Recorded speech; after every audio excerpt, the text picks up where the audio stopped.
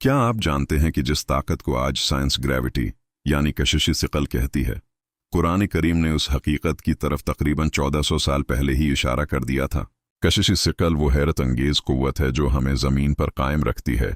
सैयारों को अपने मदार में घुमाती है और पूरी कायनात के निज़ाम को एक नहायत मतवाज़िन अंदाज में बरकरार रखती है। आज साइंस इस हकीकत को तस्लीम करती है कि अगर ये कुव्वत मौजूद ना हो तो न ज़मीन अपनी जगह कायम रह सकती है,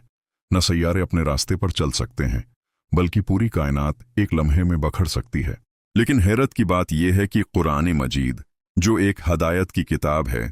इसमें ऐसे अल्फाज और अंदाज बयान मौजूद हैं जो हमें इस अजीम हकीकत की तरफ सोचने पर मजबूर करते हैं। अल्लाह ताला सूरह राद में फरमाते हैं, अल्लाह वो है जिसने आसमानों को बगैर सितूनों के बुलंद किया जिन्हें तुम देख सकते हो। ये आयत अपने अंदर एक गहरा राज रखती है, क्योंकि ये हमें एक ऐसे निज़ाम की तरफ मुतवज्जा करती है जो नज़र तो नहीं आता मगर अपनी जगह पर पूरी कायनात को संभाले हुए है। अगर आसमान यानी कायनात बगैर किसी नज़र आने वाले सितून के कायम है तो यकीनन कोई ना कोई ऐसी ताकत ज़रूर है जो उसे थामे हुए है। आज जदीद साइंस हमें बताती है कि यही वो कुव्वत है जिसे हम कशिश सिकल या ग्रेविटी कहते हैं,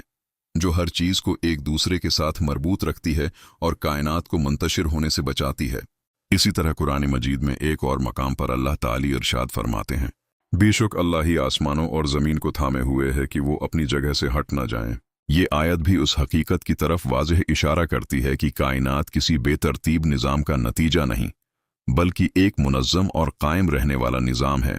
जिसे एक ख़ास क़ुव्वत के ज़रिए बरकरार रखा गया है। आज हम जानते हैं कि ये निज़ाम न सिर्फ कशिश सिकल बल्कि दीगर तबीई क़वानीन के तहत भी चल रहा है, जो एक मुकम्मल हम आहंगी के साथ कायनात को चला रहे हैं। जदीद साइंस की तारीख पर नज़र डालें तो हमें मालूम होता है कि साइंसदान आइजैक न्यूटन ने सबसे पहले कशिश सिकल के कानून को बाकायदा तौर पर बयान किया,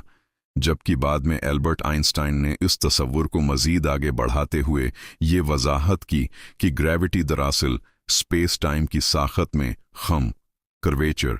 का नतीजा है। लेकिन यहाँ एक अहम सवाल पैदा होता है कि एक उम्मी नबी ने 1400 साल पहले ऐसे हक़ाइक़ की तरफ इशारा कैसे किया जिन्हें साइंस सदियों बाद दरियाफ़त कर रही है। यही वो मकाम है जहां कुरान करीम एक मौजिज़ा बनकर हमारे सामने आता है। ये न तो साइंस की किताब है और न ही फ़ज़कस का नसाब, लेकिन उसके बावजूद ये इंसान को कायनात के राज़ों पर गौर करने की दावत देता है और हकीकत की तरफ रहनुमाई करता है। आखिर में इस पैगाम का खलासा यही है कि कुरान करीम अपनी जगह हमेशा कायम और गैर मुतबद्दिल है, जबकि साइंस वक्त के साथ तरक्की करती है और नई नई दरियाफ्तों के ज़रिए उन्हीं हकीकतों को समझने की कोशिश करती है जिनकी तरफ कुरान पहले ही इशारा कर चुका है। यही वजह है कि एक मोमिन के लिए कुरान न सिर्फ हदायत का ज़रिया है बल्कि गौर व फिक्र का दरवाज़ा भी, जो उसे कायनात के राज़ों को समझने और अपने रब की कुदरत को पहचानने की दावत देता है।